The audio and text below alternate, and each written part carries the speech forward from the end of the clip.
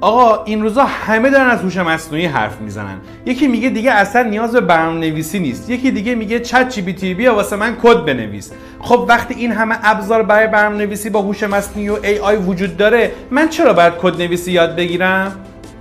ببین عزیز من، برنامه‌نویسی فقط کدنویسی نیستش. برنامه‌نویسی یعنی توانایی حل مسئله، داشتن تفکر منطقی و ساخت همه چیز از هیچ.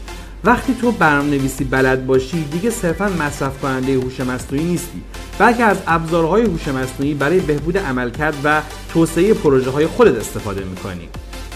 یه چیزی میگم، خوب تصور کن. فرض کن هوش مصنوعی یک موتوره و برنامه‌نویسی فرمون اون موتور هستش.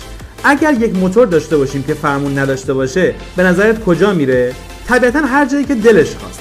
پس تو وقتی از ابزار برنامه‌نویسی استفاده می‌کنی، هوش مصنوعی رو به اون سمتی هدایت می‌کنی که تو دلت می‌خواد. هوش مصنوعی قراره کار ما رو آسان‌تر بکنه، نه اینکه ما رو از یادگیری بی‌نیاز بکنه.